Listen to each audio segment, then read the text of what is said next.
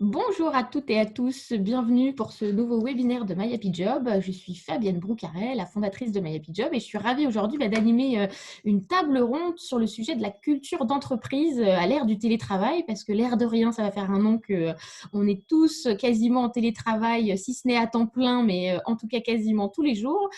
Donc je pense que c'est une période qui est géniale pour réinventer les pratiques à la fois RH et managériales, mais aussi pour repenser l'espace de travail et voir un petit peu comment ces nouvelles manières de travailler peuvent nourrir la culture d'entreprise.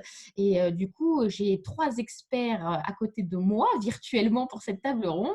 Donc, je vais commencer par vous les présenter. Alors, bonjour Cécile Albrecht, bonjour. Bonjour. Alors, vous travaillez pour Team Smart. Est-ce que vous pouvez d'abord nous présenter votre entreprise ? Oui, alors Team Smart, c'est une start-up rochelaise qui a démarré au mois de juillet et on propose une plateforme collaborative qui est axée en fait sur la performance et le bien-être au travail. Très bien. Bonjour Caroline Vecchione. Bonjour, ravie d'être à vos côtés. Mais plaisir partagé. Alors, vous êtes en télétravail aujourd'hui et vous êtes RRH chez NJ Staffing. Est-ce que Alors, vous je ne pouvez... suis pas tout à fait RRH, mais c'est un peu plus Allez-y. spécifique que ça. Donc, moi, je travaille sur tout ce qui a trait à l'animation et à la professionnalisation autour des sujets du recrutement et du sourcing, parce que je fais Très partie bien. d'une organisation du groupe NJ spécialisée dans le recrutement. Nous sommes en fait un cabinet de recrutement interne pour les fonctions support dédié au périmètre France, NJ Staffing. Voilà. Très bien. On aura beaucoup de quoi parler avec le recrutement et comment attirer les talents aussi à distance. Et bonjour Philippe Morel. Bonjour Fabienne, bonjour à tous. Vous êtes le cofondateur de Dynamic Workplace. Est-ce que vous pouvez nous présenter votre entreprise ? Oui, donc on a créé avec mon associé Mathieu Gémon Dynamic Workplace en janvier 2019, donc ça fait tout juste 2 ans. Et nous sommes opérateurs de grands espaces tertiaires, nouvelle génération.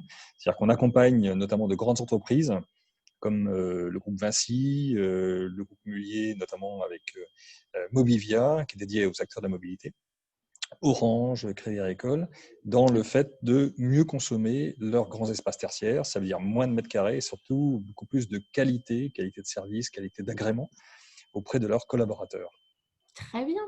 Alors, n'hésitez pas pour vous expliquer un petit peu le fonctionnement du webinaire. Du coup, on va faire la table ronde pendant une grosse demi-heure à peu près.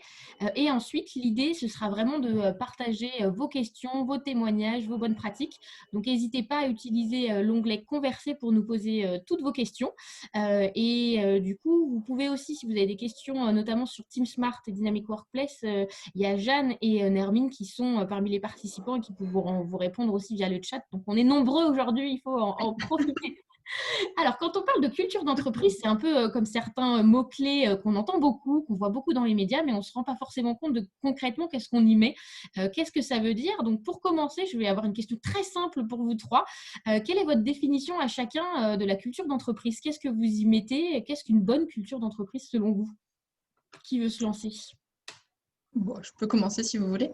La culture d'entreprise, en fait, elle va être déjà très propre à l'entreprise. En fonction des entreprises, on va avoir une culture différente qui va regrouper un ensemble de valeurs portées par l'entreprise, des règles aussi qui sont liées à l'entreprise, qui peuvent être liées au secteur, des traditions qu'on peut mettre en place au sein de l'entreprise. Alors chez Team Smart, on est une entreprise assez récente, mais néanmoins, on a quand même une culture d'entreprise qui est assez forte, avec des valeurs autour de la bienveillance, autour de la performance aussi, parce que justement, on est une start-up et qu'on a besoin d'être performant rapidement pour pouvoir décoller. On attache beaucoup d'importance aussi au fait de laisser la parole à tout le monde. Les apprentis ont le droit de s'exprimer de la même façon que la fondatrice, par exemple. Chacun peut apporter sa pierre à l'édifice et c'est vraiment parmi ces valeurs qu'on prône et qu'on développe au sein de Team Smart. Très bien. Caroline, comment ça se passe chez vous, la culture d'entreprise ?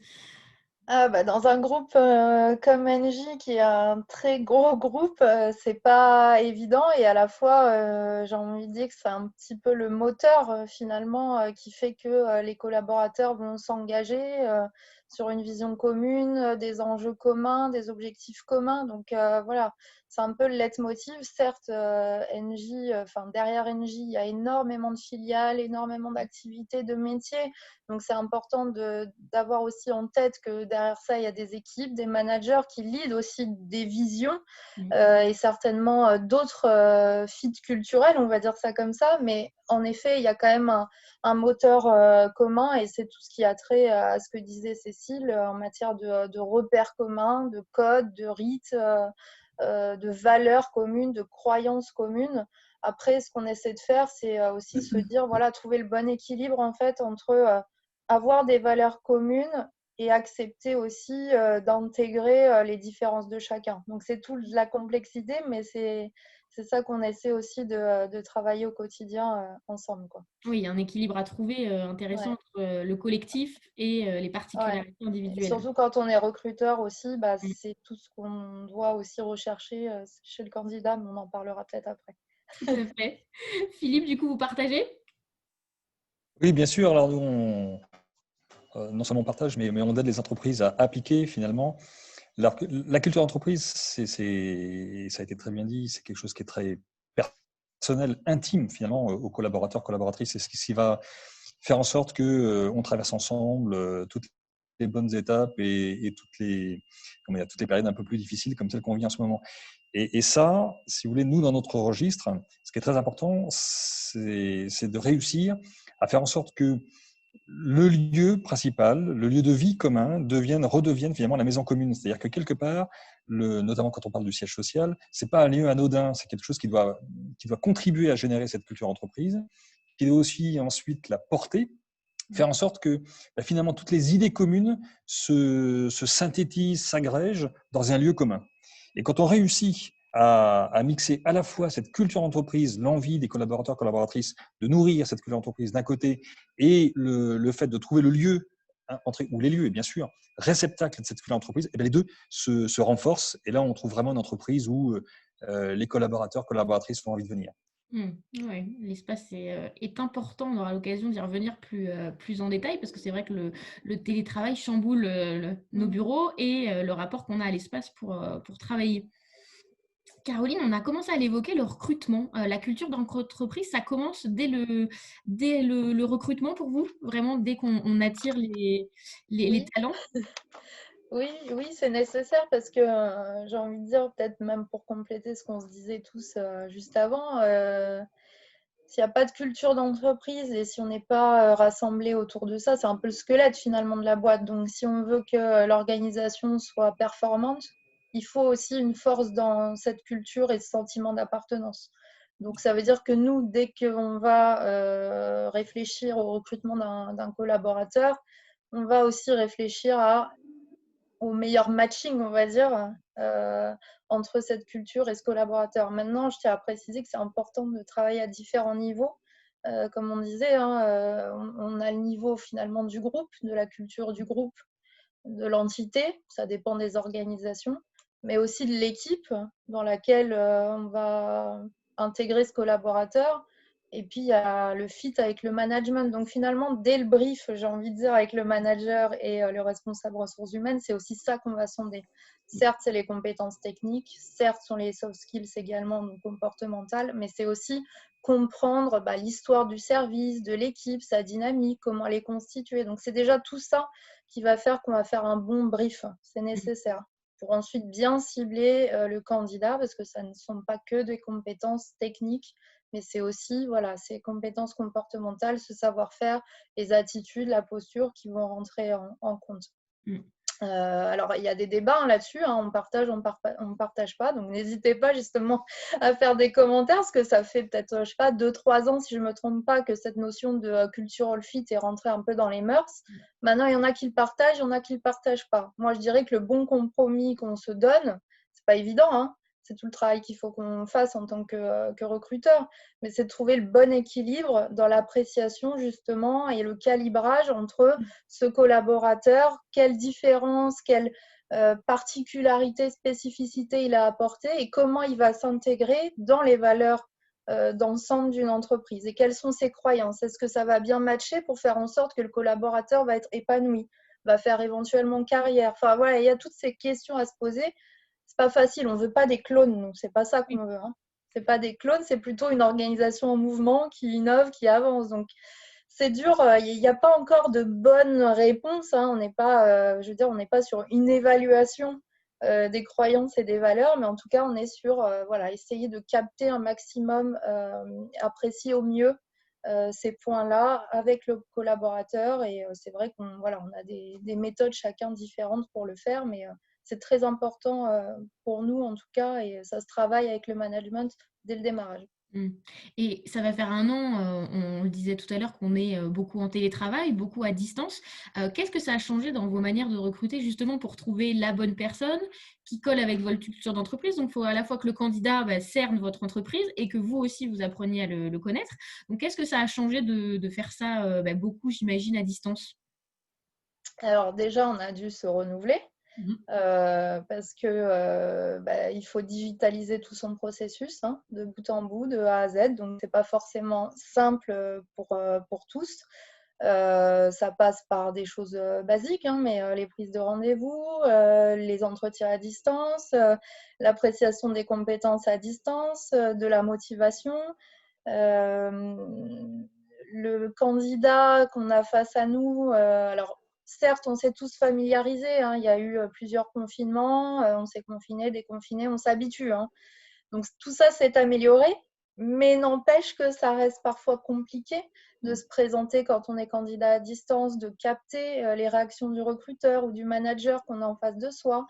Pour le recruteur, c'est pas encore facile de trouver le bon équilibre pour justement apprécier, évaluer les compétences techniques, comportementales, la motivation, faire tout le testing à distance, moyennant qu'on ait des méthodes de testing. Enfin, comment faire passer aussi justement les bons messages sur voilà, l'ambiance de l'équipe, sur les locaux, les conditions de travail. Quand on n'y va pas, on sent les choses quand on va dans un endroit physiquement, quand on fait la première poignée de main, enfin toutes ces choses-là qui étaient facilement reconnaissables du recrutement. Hein. Mais là maintenant, on a changé les codes, c'est-à-dire que même sur la partie appréciation, finalement, on n'observe plus la même façon. Avant, le recruteur, il avait des codes, des normes sur lesquelles il s'appuyait. Le non-verbal, c'était hyper important en psychologie. Dire aujourd'hui, à distance, là, c'est pas la même chose. Donc, il faut réapprendre à se concentrer, il faut réapprendre à voir et à observer différemment et à capter aussi les émotions dans les mots. C'est une autre complexité, mais ça s'apprend. Et puis, on a aussi la difficulté de recrutement qui ont dû être stoppés, annulés, parce que le management, à un moment donné, ne se sentait pas finalement en capacité de prendre une décision finale sans voir physiquement le candidat. Donc, c'est aussi une transformation qu'il faut accompagner et c'est à nous de le faire avec le management. On peut comprendre que cette décision finale de base, elle est compliquée. Mais en plus, quand on ne rencontre pas son futur collaborateur, c'est encore plus compliqué. Donc voilà, tout ça s'accompagne et c'est vrai aussi pour l'intégration. Hein. J'ai envie de dire, il y avait quelqu'un là, visiblement dans le fil qui travaillait sur le onboarding. C'est aussi tout un sujet. Hein. Moi, personnellement, j'ai été onboardée à distance en confinement, justement. Ça a été très bien fait, toujours chez NJ. Oui. Ça a été très bien fait, mais ce n'est pas facile pour le management de l'accompagner, ça. Voilà, il faut continuer à se renouveler, mais on s'y fait. On s'y fait bien. Il y a des outils aussi et des dispositifs pour le faire. Quoi. Et justement, Cécile, vous êtes une jeune entreprise donc, qui s'est créée l'année dernière, après le premier du coup, confinement. Comment vous avez géré, vous, pour continuer, enfin commencer, je dirais, à grandir, à bâtir votre culture d'entreprise, à faire les recrutements aussi à distance? Comment vous avez fait pour que cette première année un peu particulière, vu le contexte, réussisse quand même à souder les équipes, à vraiment nourrir votre projet? Alors, on a eu de la chance, en fait, l'entreprise a été créée en juillet, donc entre 2 confinements, et la plupart des recrutements se sont effectués au cours du mois de septembre. Donc, les recrutements ont pu être faits de façon normale avec des vrais entretiens téléphoniques et physiques. Donc, de ce côté-là, il n'y a pas eu de difficulté par rapport à l'onboarding. Après, donc, on est globalement tous arrivés au mois de septembre. Donc, on a eu un mois et demi où on a pu tous travailler ensemble dans les locaux. Donc, on a eu la chance d'avoir, ça paraît court, mais finalement, en un mois dans une start-up, il se passe énormément de choses parce que les projets avancent vite, parce qu'on prend des décisions très rapides. Et on a eu de la chance pendant ce mois tous ensemble d'avoir une bonne cohésion assez rapide dans l'équipe. Des personnes qui avaient justement qui étaient animées par ces valeurs de l'entreprise, cette envie de bien faire et d'avancer. Donc on était portés par ce projet. Donc très vite, on a organisé des choses ensemble. On a fait à l'époque, on avait fait une sortie sur le Vieux-Port pour aller boire un verre après le repas. On parlait beaucoup de nos vies personnelles aussi. Donc ça permet de se connaître, de connaître les difficultés de chacun, de connaître l'environnement aussi dans lequel chacun vit et évolue. Donc, si vous voulez, au moment où il y a eu le confinement, on s'était déjà préparé au fait de faire du télétravail partiel. Donc, on avait anticipé sur cette organisation-là. Au tout départ, moi, j'ai proposé en fait un guide à l'ensemble de l'équipe pour bien vivre le confinement et bien travailler en télétravail. C'est quelque chose que j'avais déjà fait en fait dans ma précédente entreprise lors du premier confinement. Parce que bon, on n'était pas à notre premier coup d'essai. Voilà, c'est ça. Et puis finalement, ce guide, on a décidé de le diffuser en externe. Enfin, on l'a remis un petit peu en forme, puis on l'a diffusé aussi en externe. Et puis ensuite, je pense que ce qui nous aide beaucoup au quotidien pour maintenir ce lien d'équipe, c'est aussi l'utilisation de notre propre outil, de cette plateforme collaborative, du fait de pouvoir communiquer facilement les uns avec les autres. Par exemple, pendant le mois de novembre, on était tous cantonnés à 1 kilomètre de chez nous, 1 heure par jour. On envoyait des photos des couchers de soleil sur la mer parce qu'on était tous à des endroits différents de La Rochelle, donc avec des vues différentes. Et ça nous permettait quand même de partager des choses, même sans se voir. Donc ça permettait en fait quand même de garder un lien assez fort dans l'équipe. Et on a vu vraiment tout l'intérêt de notre produit à ce moment-là. Ouais, c'est intéressant. Et du coup, Philippe, par rapport à l'espace, quand on parle de télétravail, alors forcément, les gens ont déserté les bureaux. Qu'est-ce que ça va changer? Parce qu'on parle beaucoup d'entreprises sans bureau, de modèles hybrides. Concrètement, pour vous, qu'est-ce que vont devenir nos bureaux demain, une fois que la crise sera passée? Et comment, surtout, est-ce qu'ils vont servir pour nourrir cette fameuse culture d'entreprise? Alors, Philippe, on a un souffle. D'abord, pour rejoindre ce qui a déjà été dit, on voit bien que le bureau. On vous entend mal, Philippe, ça coupe un Oui, peu. Ouais, ça coupe. c'est bon? Non, on a l'image fixe, on a un petit sifflement. Alors, Allô? oui, alors là, ou sinon on peut essayer temporairement sans l'image. Oui, je suis désolé. Apparemment, On a un c'est petit bon. décalage, ça coupe. On va y arriver. Voilà, donc on l'a dit à l'instant, donc le lieu ou les lieux Alors, peut-être essayer. sont très importants pour pouvoir figer au sens animé.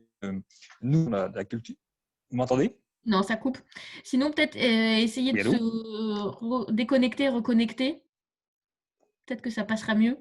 À tout de suite. À tout de suite. Tout de suite. Bon, alors du coup, je vais vous profiter à toutes les deux pour vous partager les témoignages qu'on a. C'est intéressant, Sébastien, qui nous parlait de l'exemple de PME où c'était parfois plus compliqué que dans les grandes entreprises où le service RH est plus développé, où il a fallu s'adapter. Et une des grandes difficultés, c'est qu'en effet, en cette période, on est un peu tous avec beaucoup de paperasse et en effet beaucoup d'administratifs et qu'il a été parfois compliqué de s'adapter. Donc, je trouve que vos deux exemples sont intéressants justement sur ce qu'on peut faire selon l'étendue de son service RH. Et on nous demande, alors du coup, Caroline, ce sera plutôt pour vous, par rapport au recrutement, comment vous avez fait pour évaluer ou appréhender tous les aspects dont vous parliez un petit peu non-verbaux à distance?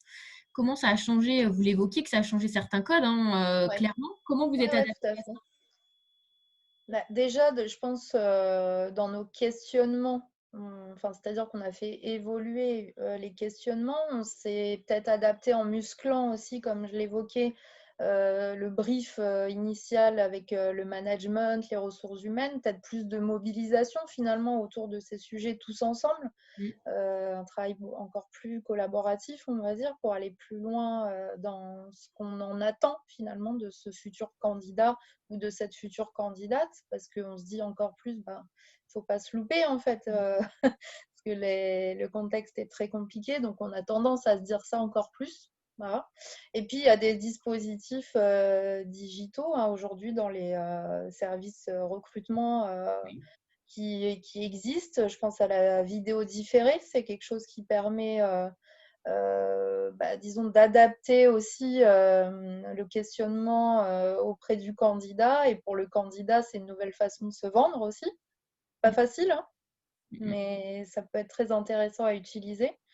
On a des dispositifs aussi qui existent de matching, de parsing. Enfin, il y a beaucoup de nouveautés, on va dire, qui sont à tester au niveau du recrutement. Ça ne veut pas dire que c'est un outil qui suffit, qui est le bon pour se dire j'ai la bonne décision. Ça, c'est un fantasme, ça n'existe pas. Donc, l'idéal, c'est vraiment de pouvoir continuer à avoir un entretien, je veux dire, adéquate et qualitatif, quoi, hein, je veux dire, qui challenge avec de la mise en situation, avec les bons questionnements en fonction de ce brief, etc. Et puis peut-être d'associer d'autres outils en fonction des postes que l'on vise, des typologies de population, etc. Que ce soit, comme je disais, hein, du testing, personnalité, technique, ça peut être des tests techniques faits maison, il y en a aussi. Ça peut être la vidéo différée, j'en parlais. Voilà, je pense qu'il faut utiliser les bons outils, Oui. moyennant qu'on puisse en disposer, hein, parce que ça a un coût aussi, on ne va pas se mentir, mais voilà, en fonction. Et par contre, c'est vraiment travailler sa préparation et son questionnement qui est important, quoi. C'est un entretien, ça se travaille, quoi. Oui, ça se Tant prépare. pour le recruteur que pour le candidat. Oui, très bien. Alors, Philippe, vous êtes de retour, ça a l'air de marcher très bien. Oui, désolé. Il n'y a pas de mal, ça arrive, c'est les joies. Toujours avoir un plan B. Exactement, faut toujours être agile, tout ça, il paraît que c'est bien en ce moment. Non, mais c'est caricatural, pardonne-moi Fabienne, parce qu'effectivement, c'est l'image même du bâtiment, d'un lieu de travail qui doit être au service des collaborateurs, de C'est l'équipe, vrai. et pas le contraire. Hein. Et c'est vraiment ce qui est en train de changer. Je ne l'ai pas fait exprès, hein, je suis désolé, mais ce qui est vraiment ce qui est en train de changer, on ne fait plus des bâtiments pour les remplir, quel qu'en soit finalement l'usage. On fait d'abord un travail d'accompagnement avec les entreprises, avec les collaborateurs, pour déterminer finalement de quoi ils ont réellement besoin. Alors c'est vrai que la dimension digitale, elle prend encore plus d'importance, c'est-à-dire qu'on supporte encore moins d'avoir finalement des problématiques de connexion, etc., parce que ça devient insupportable, comme c'est le seul lien qui nous reste, si en plus il dysfonctionne. Alors, voilà. Et donc c'est vraiment, l'industrie immobilière, elle est en train de vivre cette profonde mutation qui est extrêmement récente, hein, qui date d'une petite dizaine d'années, qui a commencé avec les espaces de coworking notamment, etc., où vraiment des espaces se mettaient à disposition des entreprises hein, plutôt que le contraire. Hein, et c'est en train de s'accélérer effectivement en ce moment. Voilà. Et on a la vision des locaux traditionnellement un peu comme le berceau de la culture de l'entreprise. Le reflet, quand on va dans un siège social, ça dit beaucoup de l'entreprise généralement. En quoi cet éclatement un petit peu des espaces de travail avec le télétravail, le coworking, on aura l'occasion d'y revenir, le corpo-working, qu'est-ce que cet éclatement des espaces va changer demain pour la culture d'entreprise ? L'impact est forcément très très fort. Hein. C'est-à-dire que, mais encore une fois, c'est pas forcément un impact qui est récent. Les choses se sont depuis une petite dizaine d'années. Avec le développement du nomadisme, on a commencé finalement à tester le fait, la décorrélation entre le fait de travailler et le fait d'aller au travail. Avant, quand on allait au travail, on allait forcément dans un lieu de travail unique. Hein, on devait y être 5 jours par semaine, etc., sauf quelques fois où on était en déplacement. Mais globalement, on avait un lieu de travail unique, y compris d'ailleurs au sens code du travail. Rappelons-le quand même 2 secondes, hein, c'est qu'on a tous dans notre contrat de travail un lieu de travail principal. Donc ça, la réglementation de ce point de vue-là, elle perdure. Ce qui a changé, c'est qu'on est maintenant ouvert sur une multitude de lieux de travail. Et alors, ce qui a en plus accessoirement changé, c'est qu'on a réintégré finalement le domicile, qui est un lieu personnel, parmi les lieux de travail. Donc tout ça, finalement, c'est fait avec une énorme résilience de l'ensemble des entreprises et surtout des collaborateurs et collaboratrices. Et globalement, on a compris on a tous appris que ça fonctionnait plutôt pas mal. Par contre, c'est comme tout, l'excès peut être nuisible. Et donc, voilà, il y a un dosage qu'on est en train d'appréhender qui nous permettra à la fois de récupérer finalement cette disponibilité, cette autonomie dont on sent bien, on parlait de sens tout à l'heure au sein de l'entreprise, ce besoin d'autonomie est exacerbé et quelque part le télétravail est une partie de la réponse pour pouvoir apporter un peu plus d'autonomie aux collaborateurs et aux équipes. Mais de l'autre côté, eh bien, il y a un manque qui a été créé, celui de se voir, et au-delà même de se voir, de se rencontrer, de se croiser, c'est celui finalement d'expérimenter un univers qui nous est commun. Et c'est d'ailleurs pour ça qu'on parle de moins en moins de sièges sociaux et de plus en plus de maisons communes. Ouais. Pourquoi ? Parce que la maison commune, elle est accueillante pour ses collaborateurs. Alors dire ça, quelque part, c'était déjà à peu près le cas pour un siège social. Et la nouveauté, c'est que de plus en plus, cette maison commune, elle s'ouvre aux autres. C'est-à-dire qu'elle s'ouvre à l'écosystème, aux partenaires, voilà, aux acteurs qui vont faire en sorte que finalement, la maison commune soit un lieu de rassemblement, de croisement et de création collective. Et ça, vous allez voir, enfin, on redétaillera tout à l'heure au sens pratico-pratique quels impacts ça a sur l'immobilier. Mais effectivement, cette notion de corpo-working, eh bien, c'est comment on intègre finalement cette notion dans un bâtiment qui est par nature immobile, statique, figé, comment on intègre la flexibilité immobilière à l'intérieur du bâtiment et donc comment on rend possible la capacité pour les grandes entreprises, notamment, de s'ouvrir sur l'extérieur en accueillant leurs partenaires, membres de leur écosystème, par exemple. Et justement, pendant qu'on y est, du coup, le corpo working, c'est quoi et est-ce que ça va être une des évolutions pour demain?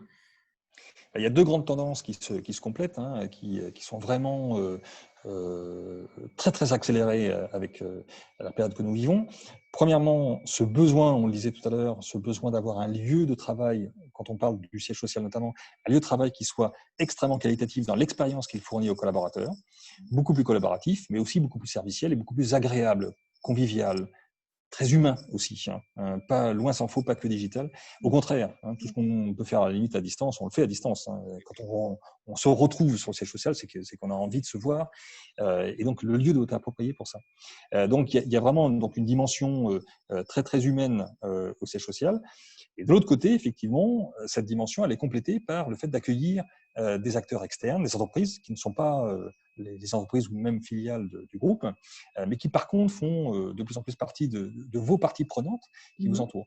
Et donc le corpo working, c'est finalement le fait de pouvoir utiliser aujourd'hui des mètres carrés disponibles à l'intérieur d'un bâtiment. Ces mètres carrés, on va les sanctuariser quelque part et on va les mettre à disposition, on va les recommercialiser, bien sûr, et on va les mettre à disposition des différentes parties prenantes pour constituer finalement un écosystème d'entreprise à l'intérieur du siège social. Et c'est ce qu'on appelle donc, première étape, le bâtiment est opéré, donc on y met un opérateur, comme on met un hôtelier à l'intérieur d'un hôtel, c'est exactement ça, c'est cette notion d'hospitalité à l'intérieur des grands bâtiments tertiaires est en train de prendre une ampleur absolument inédite. 100% des bâtiments demain ou après-demain seront des bâtiments plus ou moins bien, mais en tout cas seront des bâtiments opérés. Et puis la seconde tendance, c'est l'ouverture sur l'extérieur, parce que on voit bien qu'à plusieurs, on est plus fort. Dans cette période, il y a un petit côté Far West à la période, c'est-à-dire qu'elle est à la fois extrêmement négative, et en même temps, vous avez un champ d'investigation absolument incroyable pour les équipes, pour les collaborateurs, où il faut carrément, très souvent, inventer, réinventer le modèle de l'entreprise, ses métiers, etc. Et pour ça, il faut y aller à plusieurs. Le bâtiment totalement fermé, privatif pour une équipe, pour une entreprise, a vécu. De mon point de vue, c'est une conviction personnelle, mais on le voit chez nos clients. Voilà. À la fois, il y a beaucoup de mètres carrés qui sont disponibles, et donc ça en fait une opportunité d'accueillir des entreprises extérieures. Et puis en même temps, on voit bien que les grandes entreprises ont besoin des plus petites pour pouvoir se dire, mais voilà, aidez-moi, aidez-nous finalement à réembarquer tous les collaborateurs, à faire en sorte qu'on accélère la transformation de l'entreprise. C'est le principe de l'open innovation. Donc voilà, siège social opéré, grand bâtiment tertiaire opéré et grand bâtiment ouvert sur les parties prenantes. Oui, et ça va nourrir aussi la culture d'entreprise autrement. Donc, c'est intéressant, en effet, de s'ouvrir de cette manière-là. Alors, on a profité de ce webinaire pour demander à nos partenaires qui s'appelle Speak and Act de nous sortir en fait des chiffres sur la culture d'entreprise, voir un petit peu comment elle a évolué entre 2020 et 2021. On est début 2021. Et Speak and Act, en fait, recueille les témoignages, enfin les avis de collaborateurs sur leur entreprise. Donc, je vais vous partager avec une infographie, ça arrive, hop, du coup, 4 chiffres qui nous semblaient assez intéressants sur justement la culture d'entreprise aujourd'hui. Donc, je vais du coup vous les partager. Donc, alors, les chiffres, on a 76% des collaborateurs qui se reconnaissent dans les valeurs et la culture de leur entreprise. Ce qui est intéressant, c'est que ce chiffre est en augmentation de 10% entre début 2020 et début 2021. Donc, la crise, le télétravail, on aurait pu penser que ça allait faire fléchir ce chiffre, mais pas du tout. On a parlé aussi beaucoup des outils tout à l'heure, notamment pour le recrutement, mais pas que, pour maintenir du coup le travail à distance. Donc, il y a 82% des collaborateurs qui estiment que les entreprises, enfin, que leur entreprise dispose d'outils collaboratifs permettant le partage d'informations et la création de liens. Et là, on voit que ça bondit parce qu'on n'était qu'à 58% du coup au moment avant le premier confinement. Et les deux autres chiffres sont aussi très intéressants, je trouve. On a 76% des collaborateurs qui ont le sentiment que leur entreprise s'adapte vite au changement. Donc, on l'a vu avec l'exemple de Caroline, je trouvais ça très intéressant sur comment, notamment par exemple, le service RH peut s'adapter, mais pas que. Et enfin, 75% des collaborateurs qui pensent que leur entreprise favorise le travail à distance. Et là aussi, on bondit de à peu près 60% à 75%. Donc, c'est intéressant parce qu'on aurait pu se dire que le travail à distance et la crise allaient infléchir et retirer ce sentiment d'appartenance, mais pas du tout. Au contraire, on voit que ça a plutôt tendance à renforcer la chose. Donc, du coup, Caroline et Cécile, qu'est-ce qui vous semble intéressant dans ces chiffres à vous? Je pense que c'est... Pardon, Caroline. Non, vas-y, je t'en prie. C'est intéressant de voir que que les collaborateurs ont ressenti, en tout cas, qu'il y avait eu des efforts de fait de la part des entreprises pour leur fournir des outils. Peut-être qu'ils avaient des outils qu'ils n'utilisaient pas ou qu'ils n'en voyaient pas l'utilité et que le travail à distance leur a permis de les utiliser et d'en voir toute l'utilité. Je pense qu'il y a encore quand même pas mal d'efforts à faire de la part de beaucoup d'entreprises sur le télétravail et la confiance qu'on peut accorder aux collaborateurs qui travaillent à distance. Ça, je pense que c'est un point qui est encore quand même très, très dommage aujourd'hui en 2021. Et par rapport à la culture d'entreprise, peut-être que justement, on en parlait l'autre jour tous les quatre, le fait d'avoir vécu cette situation a permis aux personnes de se sentir plus solidaires de leur entreprise et plus solidaires de leurs équipes et d'avoir encore plus envie de de faire en sorte que leur entreprise survive tout simplement à cette crise et d'en sortir un petit peu plus fort. Oui. Caroline, ces chiffres font écho à ce que vous avez vécu, vous, dans l'année? Oui, c'est vrai qu'on a tendance à se reconcentrer sur peut-être s'auto-centrer et donc sur son équipe en effet, parce que c'est là qu'on retrouve des repères et on a besoin de s'y accrocher. Donc pour moi, la culture d'entreprise sont les valeurs, mais ce sont aussi des repères communs en fait. Donc je l'expliquerai certainement par cela, pas que, parce qu'on a aussi besoin de s'ouvrir vers l'extérieur. Et là, je rejoins aussi Philippe dans le fait qu'on a besoin de s'appuyer sur un écosystème solide, différent aussi. Je pense donc à NJ, c'est vrai qu'on nous, en tout cas dans le cadre du recrutement, mais je sais que ça n'est pas que le cas pour le recrutement ou les services RH, mais on s'appuie beaucoup aussi sur des échanges avec nos prestataires, nos partenaires, des startups. On en a besoin pour avoir des nouvelles idées, pour savoir se renouveler, pour construire ensemble quelque chose de neuf, de différent. Donc, c'est vrai que c'est à la fois se recentrer sur une équipe, des repères, mais à la fois s'ouvrir au monde et co-construire, quoi, vraiment être dans le collaboratif. Donc, je pense que ça, c'est hyper important et on se posait des questions sur comment attirer les talents, mieux recruter, etc. Alors, je parle plutôt d'attirer les compétences, hein, attirer des talents, bon, voilà, c'est un peu galvaudé. On va parler de compétences pour l'entreprise. Nous, ce qu'on a constaté aussi, c'est des changements par rapport à ça. C'est-à-dire que les attentes des candidats ne sont plus forcément les mêmes, ils évoluent aussi. Et il y a en effet beaucoup d'attentes sur une transparence. On doit en fait une transparence sur comment ça fonctionne l'entreprise, comment ça marche vraiment. Enfin, c'est quoi les réussites, mais c'est quoi les échecs aussi. C'est quoi les enjeux qu'il y a derrière, mais on n'est pas que sur dire voilà, tout ce qui est bien, les atouts seulement, quoi. C'est vraiment dire la réalité, donner une certaine réalité quand même, hein. Donc voilà, être authentique et puis attendre candidat sur en effet le sens qu'il va trouver au travail et le sens qu'il va trouver dans l'entreprise. On pouvait attirer parce que on a un grand groupe industriel, on a des belles industries, elles attirent encore, mais c'est pas que ça qui attire. Ce qui attire aussi, ce sont nos engagements. On travaille en faveur d'une entreprise et d'un monde zéro carbone. Voilà, ça a un sens. Voilà, donc on n'est pas que sur des industries ou des métiers ou des activités. On est aussi sur des engagements solidaires pour le futur, quoi. Je pense que ça, c'est hyper important, du coup, de montrer à voir ce qu'on est en capacité de faire et de construire ensemble. On a beaucoup parlé du coup du côté RH. Selon vous, au quotidien, alors là, la question s'adresse à tous les trois, quel est le rôle des managers pour faire vivre cette culture d'entreprise au quotidien? Et est-ce que vous avez des bonnes pratiques à nous partager à distance? Cécile, tu veux te lancer? Ok, oui, je ne voulais pas encore commencer, j'attendais. Oui, alors en fait, justement, à distance, c'est un petit peu différent parce que quand on est tous au bureau, on a la vie professionnelle et la vie personnelle. Et puis, on discute de façon informelle, on voit les gens, donc on peut sentir aussi sur un visage fermé qu'il y a quelque chose qui ne va pas et poser des questions. C'est tout de suite plus difficile quand on est tous à distance. Donc, je pense que parmi les bonnes pratiques, c'est déjà se rendre disponible et dire qu'on est disponible pour échanger avec les différents collaborateurs. L'importance de continuer à donner des feedbacks quand ça va pas, en tout cas l'exprimer correctement.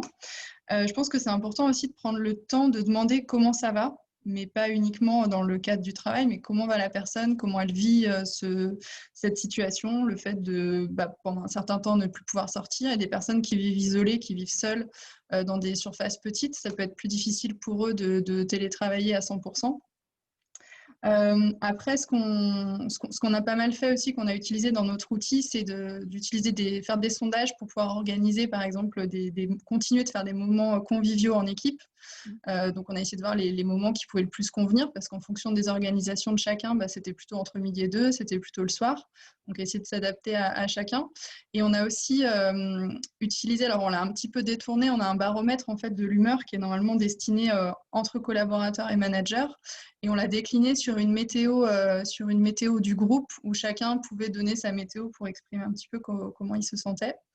Et puis, tout simplement aussi garder cette habitude de se dire bonjour le matin, tous, sur une conversation d'équipe, partager des petites choses informelles pour prendre un peu soin les uns des autres, même si ça passe par des toutes petites choses en fait. Oui, vraiment au quotidien. Ouais. Philippe ou Caroline? C'est vrai que pour rebondir sur ce qu'on disait, quand la maison commune vous manque, il y a intérêt à avoir des valeurs communes assez solides, assez robustes pour continuer à vous emporter. Et dans ce contexte de l'année 2020, et encore maintenant, mais c'est vrai que surtout le premier confinement qui a été particulièrement difficile, brutal, le rôle du manager a été encore plus exacerbé.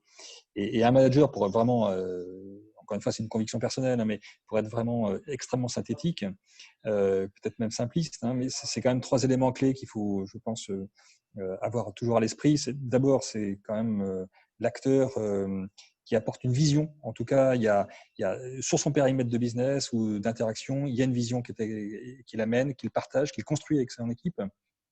Mais en tout cas, qui doit demeurer rester extrêmement présente. Deuxième point, c'est l'organisation. C'est-à-dire, et notamment, surtout encore plus vrai quand on travaille à distance, créer des points de repère dont parlaient Cécile et Caroline à l'instant. Ces points de repère, c'est quand même massivement la responsabilité du manager. Créer ce rythme. J'en parlerai aussi avec quelques exemples de ce qu'on a fait chez Dynamic Workplace. Et puis le troisième point, c'est créer le rythme au-delà de l'organisation. Le rythme, c'est la convivialité, c'est les moments de partage, c'est à quel rythme, à distance, on va travailler ensemble. Voilà. Et donc, très concrètement, le premier confinement a été effectivement extrêmement brutal et la décision, pour le coup, que j'ai prise avec les collaborateurs, mais encore une fois, on était un peu dans le brouillard à ce moment-là.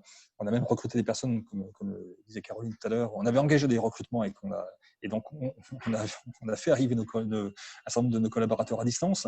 Et donc, on les a embarqués comme ça, mais on a créé du rythme tous les matins. Tous les matins, à 9h, on avait notre petit déjeuner ensemble pour créer, en tout cas, à la fois un rythme entre nous, un rythme individuel, en disant voilà, on s'embarque. Quand on s'embarque collectivement, on a besoin les uns des autres. C'est à distance, c'est vrai, c'est pas facile, mais on va le faire quand même.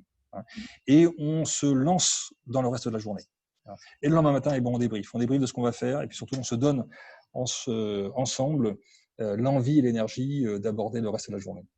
Et ça s'est globalement bien passé, avec beaucoup quand même d'attentes à la fin, même si ça s'est bien passé, d'attentes, de manque sur le fait de se revoir, notamment d'ailleurs, peut-être encore plus chez, entre guillemets, des jeunes générations, parmi les plus jeunes qui disent, mais quand même, c'est pas possible.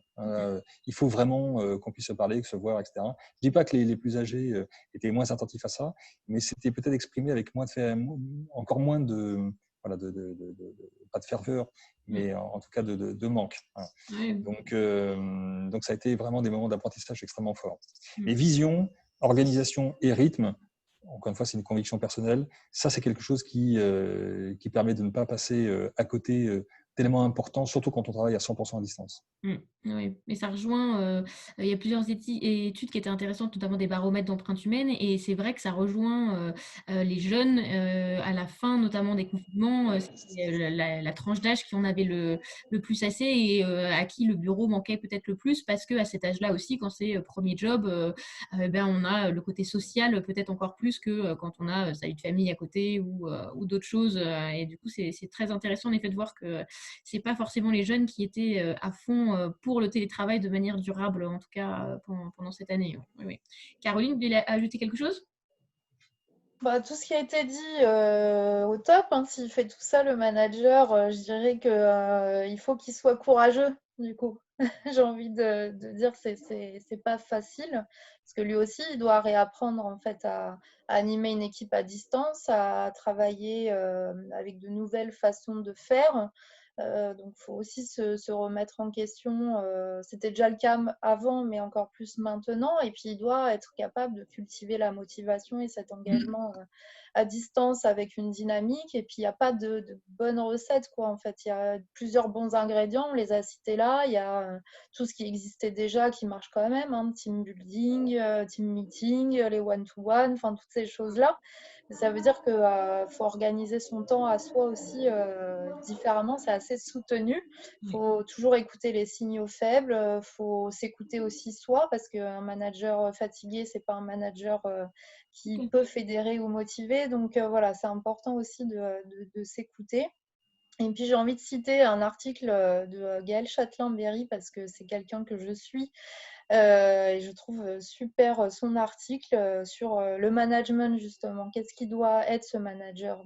Moi, j'ai noté, parce que je n'ai pas tout retenu là comme ça, mais je vais le dire quand même. Donc, c'est un management par l'humilité, plus d'empathie, manager par objectif, être à l'écoute des émotions de son équipe, donner du sens. Et en fait, si je résume, il doit faire au mieux, parce que ce n'est pas Superwoman ou super-héros. Et en fait, il doit être tout, quoi. Coach bienveillant, manager, avoir le charisme, le leadership. C'est pour ça que moi j'ai rajouté, il doit être courageux. Ouais, tout à fait. Non, c'est intéressant. Et ça rejoint ce que nous dit Maud dans les commentaires, que les valeurs communes, justement, quand on parlait d'empathie, de bienveillance, doivent se traduire en rituel et en action au quotidien, en action commune. C'est tout à fait ça, parce que c'est bien pour une entreprise d'afficher des valeurs au mur et de les identifier, de les valoriser, mais c'est encore mieux quand ça s'incarne au quotidien et qu'on a ce sentiment justement d'appartenance et que les valeurs sont vivantes, quoi, que c'est quelque chose qui n'est pas figé et théorique. Tout à fait. Et du coup, alors Caroline, on nous demande la source. Allez voir sur LinkedIn, il est très très actif, Gaël Châtelain. Et c'est l'auteur de plusieurs livres. Le dernier, il y a le... Vous pourrez retrouver l'article, peut-être le mettre, je ne sais pas, après. On partagera le lien, je vous le mettrai en question. avec grand plaisir. Mais allez voir, en effet, c'est une très bonne source d'inspiration. Dans les questions, on commençait à en avoir plusieurs, donc je vais commencer à vous les transmettre. Du coup, on nous demandait... quelles sont les bonnes pratiques, notamment en termes du coup de formation pour les RH ? Est-ce que justement, quand on parlait de tous les outils tout à l'heure ou pour recruter à distance, est-ce qu'il y a des formations, des choses à aller voir pour peut-être se sensibiliser, s'initier à toutes ces nouvelles pratiques ? Caroline, je ne sais pas si on vous a mis dedans directement ou du coup il y a eu des... Nous, on a eu des formations en fait sur les nouvelles façons de manager à distance, et ça rejoignait notamment, on va dire, ça donne un cadre de référence de bonnes pratiques, ces bons rituels à s'instaurer. Enfin, ça ouvre en tout cas des pistes, mais c'était aussi pour prise en main d'outils, c'est-à-dire concrètement, quand on anime, on est plusieurs et on veut faire du brainstorming à distance, on fait comment, quoi. Donc voilà, il y avait aussi le côté, quand tu n'as pas ton paperboard, tu fais comment? Bah, y a d'autres outils qui existent et comment tu les prends en main. Donc c'était aussi un peu le kit, on va dire, du manager à distance. Après, sinon, moi personnellement, je crois beaucoup en la force de l'entreprise imprenante. Donc, on est beaucoup aussi sur ce système de formation sociale. Donc, c'est-à-dire qu'on échange beaucoup sur des articles, des façons de faire, des méthodes, des pratiques. Et puis, en fait, on n'a pas peur de tester. Donc, on teste. Donc, voilà, on a testé d'ouvrir des espaces de e-café en permanence. On a testé de faire l'humeur partagée tous les lundis matins, de faire des travaux en commun par différentes séquences sur travailler ensemble notre feuille de route, travailler ensemble notre why, travailler ensemble notre culture, justement. Donc voilà, on s'essaye en fait. Et c'est important, mais je pense que c'est une des leçons aussi de cette année, c'est-à-dire d'expérimenter, de voir, de garder ce qui marche et de Voilà. de tester. Et puis de prendre les bonnes pratiques. Enfin, c'est pour ça que moi, des tables rondes comme ça, je trouve ça super d'avoir des gens qui réagissent de plein d'environnements différents. C'est top parce que c'est ça qui nourrit. Enfin, je trouve que voilà, c'est bien d'aller regarder ce qui se fait ailleurs, comme on le disait tout à l'heure, quoi. Oui, ouais, tout à fait. Alors Philippe, on nous demande, avez-vous des idées pour appliquer le concept de corpo-working à une institution publique type grand ministère? Est-ce que le corpo-working, on peut l'imaginer partout? Partout, hein, c'est pas, nous on accompagne également des associations, on accompagne également des élus et des communes ou des agglomérations, notamment des mairies, hein, parce que finalement le principe d'occupation d'un espace de travail au sens bâtiment et cette décroissance du taux d'occupation de ces bâtiments, elle s'applique finalement à toute entité, qu'elle soit publique ou privée. Donc, c'est plutôt la contrainte du bâtiment qui va permettre plus ou moins facilement de s'ouvrir finalement sur l'extérieur en respectant quelques règles réglementaires, bien sûr, bâtimentaires, et puis également des règles de fonctionnement, de sécurité, de confidentialité aussi. Mais voilà, donc il y a un peu de travail à faire d'analyse et d'audit du bâtiment, des usages aussi, des attentes des collaborateurs de l'entreprise et des collaborateurs. Et puis ensuite, on y va. Mais ça s'applique à toute forme d'entreprise, publique ou privée. Très bien, c'est bien pour l'avenir, c'est positif. On a une question de Sandra qui nous dit, pensez-vous que les périodes de télétravail que nous connaissons depuis la crise sanitaire peuvent affecter le sentiment d'appartenance des collaborateurs à l'entreprise et comment développer ce sentiment d'appartenance avec ce nouveau mode de travail? Cécile, on a commencé à l'aborder tout à l'heure avec comment garder des liens, mais du coup, comment continuer à avoir ce sentiment d'appartenance quand on ne partage plus le même lieu? Alors effectivement, c'est un des gros risques du travail à distance et c'est aussi parmi les challenges du manager d'arriver je crois que c'est Caroline qui disait ça tout à l'heure, d'arriver à maintenir le niveau de motivation des équipes. Donc ça peut passer je pense, par différentes choses, c'est-à-dire régulièrement se rassembler, donc ça peut être par des points d'équipe toutes les semaines ou tous les jours, se rappeler ce pourquoi on travaille tous ensemble, célébrer aussi les victoires des uns, des autres, partager ce qui s'est bien passé, partager nos difficultés parce que ça fait aussi partie du sentiment d'équipe quand on résout les problèmes ensemble. Et puis après, je pense qu'il ne faut pas hésiter à aller vraiment chercher de l'information. Par exemple, nous, la semaine dernière, on a lancé un questionnaire justement sur le télétravail pour essayer de prendre un peu la température auprès de chaque collaborateur sur où est son lieu de télétravail, quel est son équipement, est-ce qu'il a une pièce dédiée ou pas, est-ce que c'est une pièce de vie, est-ce que c'est sa chambre, est-ce qu'il n'a pas du tout d'espace, comment il envisage les choses pour la suite, pour vraiment essayer d'adapter les décisions qu'on peut prendre et l'organisation qu'on aura dans le futur pour que ça puisse coller au maximum de collaborateurs et en tout cas pouvoir s'adapter. Maintenant, je pense qu'effectivement, il y a des gens pour qui c'est plus compliqué de télétravailler. Ça ne veut pas dire que ce n'est pas possible, mais ça veut dire qu'il faut qu'on s'adapte et qu'on arrive à être un peu créatif pour proposer des solutions qui peuvent correspondre à ces personnes pour qui c'est plus difficile. Oui. Caroline ou Philippe, vous voulez compléter? Sinon, j'ai d'autres questions. Moi, il y a un point. Pardon, Philippe, vas-y. Si Non, tu je t'en veux. prie, non, je t'en prie. Sans être redondante, du coup, il y a juste un point qui me paraît très important, c'est la communication. Enfin, c'est ce que je me disais tout à l'heure, en fait, et je vois sur un groupe comme NJ qui est assez grand, c'est voilà, c'est avoir de l'information descendante quand il le faut au bon moment. Pas perdre cette notion de qu'est-ce qui se passe dans ma boîte finalement, hein, c'est quoi la vie, les projets, qu'est-ce qui se passe, voilà, l'organisation même, hein, les changements. Enfin, c'est vrai que nous sommes dans un groupe qui est vraiment en transformation, qui bouge beaucoup, donc on a besoin de voilà d'être au courant de ce qui se passe et d'être informé par notre propre groupe avant d'être informé par la presse. Et je trouve que ça s'est vraiment bien mis en place chez nous, et c'est quelque chose que j'ai trouvé très, très fort. Et aussi à l'échelle de notre organisation GBS, hein, nous sommes un centre de services partagés, hein, avant tout. Donc c'est vrai qu'on a eu la chance, et on l'a encore, d'avoir eu beaucoup de communication de la part de notre CODIR et d'être associé à ces échanges aussi. Donc autant il y a de l'information descendante, mais autant nous aussi, on peut aussi partager nos projets, nos succès, comme le disait Cécile. Donc voilà, des temps récurrents comme ça étaient pour moi hyper importants et restent importants à conserver, au-delà de tous les rituels de team, hein, d'équipe au quotidien, qui sont indispensables pour se sentir bien, quoi, se sentir épanoui. Hein. Moi, personnellement, le travail, pour moi, c'est quelque chose qui me passionne, mais à la fois, si je ne le fais pas dans un environnement serein, ça ne va pas le faire. Donc, je pense que la sérénité de l'équipe dans laquelle on se trouve, c'est hyper important, et à nous de créer un peu ce cocon, cette nouvelle peau un peu, quoi, hein, à défaut d'avoir un lieu où se retrouver, quoi. Tout à fait. Philippe ? Oui, pour compléter, juste parce qu'on parle souvent effectivement de ce qui peut embarquer les collaborateurs, leur donner à la fois de l'information descendante et la formation ascendante, une capacité en tout cas à contribuer au débat d'entreprise, à ses valeurs, à ses succès, etc. Et c'est vrai que en complément, je dirais, et peut-être en première étape, on se soucie souvent relativement peu ou pas assez finalement du contexte, mais Caroline le soulignait à l'instant, du contexte personnel du collaborateur, de la collaboratrice. C'est-à-dire que là, on a forcé tout le monde quand même assez brutalement à se mettre en télétravail à son domicile. Parce que le télétravail, ça peut être, c'est pas forcément à son domicile à la base, hein, c'est ce qu'on appelle le nomadisme. Mais là, en l'occurrence, c'était à son domicile. Et à son domicile, on ne connaît pas le contexte par nature.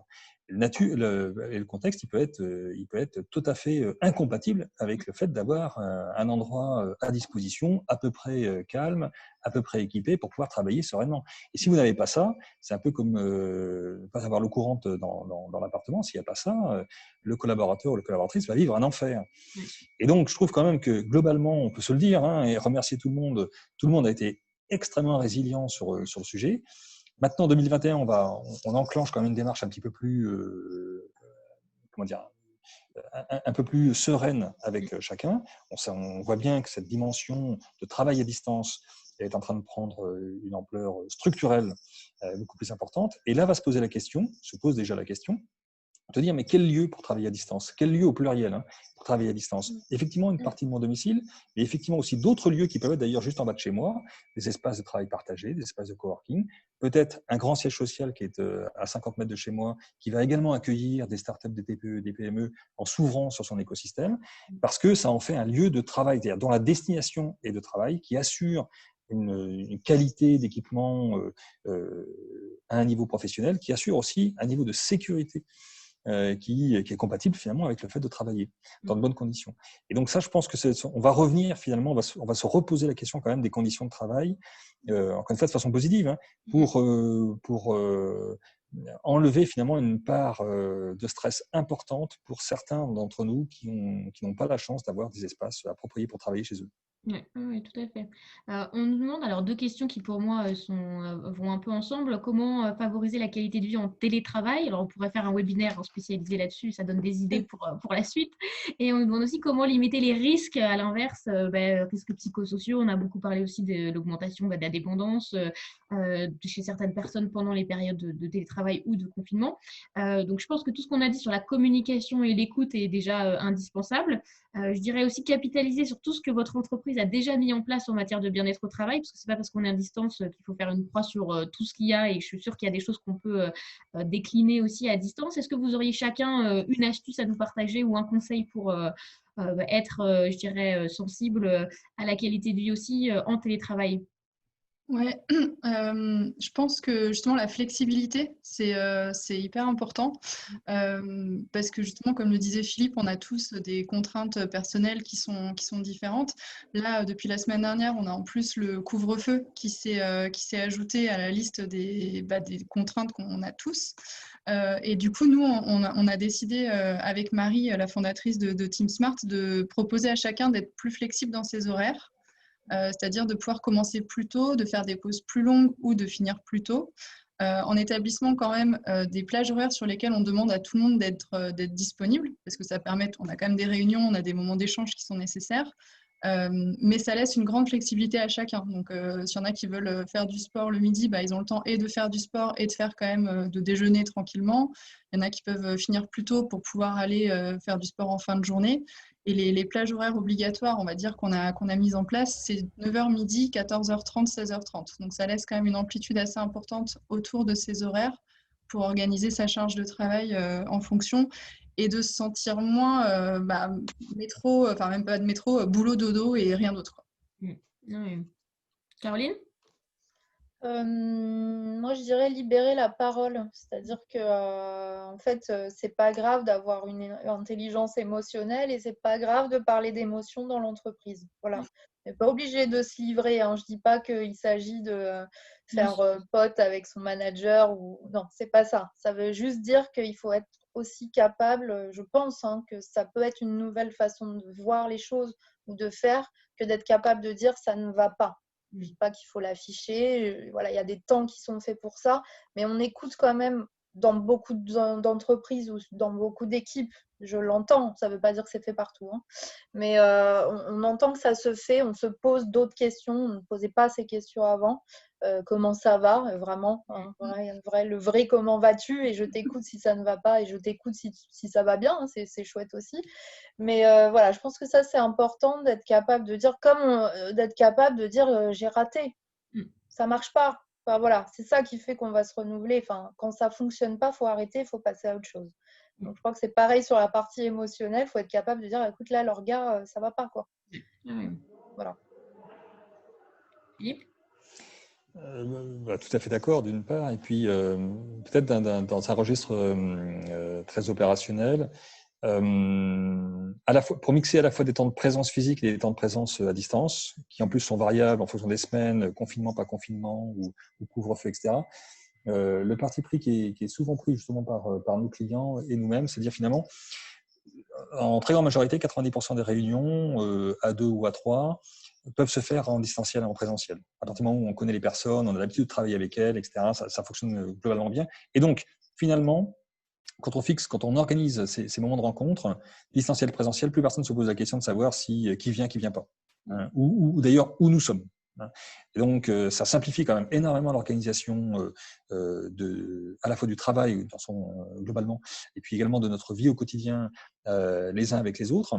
Et puis, par contre, quand on a vraiment besoin, parce que notamment pour des séances un peu plus, notamment de brainstorming, par exemple, sur des sujets un peu complexes, etc., où on connaît un peu moins bien la personne, on a vraiment besoin, entre guillemets, de sentir ses réactions, etc., à ce moment-là, on se force effectivement, et je retiens l'idée dans des créneaux physiques, présentiels plus restreints, d'organiser ce point, parce que là, on a vraiment besoin de se voir. Et en général, si on en a vraiment besoin, on valide a priori avec la personne ou les autres personnes qu'elles aussi ont besoin de ressentir. Enfin, donc du coup, tout ça est exacerbé, c'est beaucoup plus intense. On se voit moins pour ne rien faire. Donc ça, c'est la bonne nouvelle. Et quand on se voit, c'est plus simple à organiser et c'est souvent plus intense quand on se voit en physique. Oui, tout à fait. Je vais finir pour vous libérer à l'heure, du coup, avec 2 témoignages intéressants. On a Sébastien qui nous dit « Je suis RRH dans un service de santé au travail et la sérénité des collaborateurs que l'on suit n'est pas complètement de mise. Nos psychologues du travail n'ont jamais autant fait d'entretiens individuels de suivi, hélas. » Et c'est vrai que ça correspond, il y a beaucoup de cabinets type Empreinte Humaine ou Proconsult, Stimulus, qui ont vu leur ligne d'écoute psychologique exploser depuis un an. Et je pense que c'est important d'avoir justement ce relais, ce tiers qui peut écouter au-delà de l'équipe et ça peut aussi être très utile. Et on a Pauline qui nous dit, après toutes ces années de persévérance pour faire accepter le télétravail, il est maintenant devenu inévitable et commence déjà à perdre de sa valeur. Alors, je fais partie des militantes pour le télétravail et du coup, il faut garder à l'esprit que ce qu'on vit depuis un an n'est pas du télétravail classique, puisque dans la vie normale que l'on retrouvera un jour, j'en suis sûre, on pourra sortir déjeuner, s'aérer à notre guise et du coup, ce ne sera pas pareil non plus que des confinements, que des couvre-feux, et pas du télétravail à temps plein contraint. Donc, je ne doute pas que le télétravail réussira à être pérennisé, mais peut-être un peu autrement par rapport à ce qu'on vit du coup actuellement. Mais je vais vous dire merci à tous les trois. C'était très, très chouette. Merci tous les Merci trois. à tous. Merci à vous tous. Ouais. Merci pour vos nombreux témoignages. Le webinaire sera disponible dès demain en replay et du coup, vous recevrez un mail avec les contacts de tout le monde, les liens pour aller voir un peu plus loin. Pour aller plus loin, on vous mettra les références et du coup, pour aussi regarder le replay pour ceux qui nous auraient quittés en cours de route. Très bonne journée, à bientôt. Merci pour l'invitation. À bientôt, merci Fabienne. à tous. Merci à Au tous. revoir.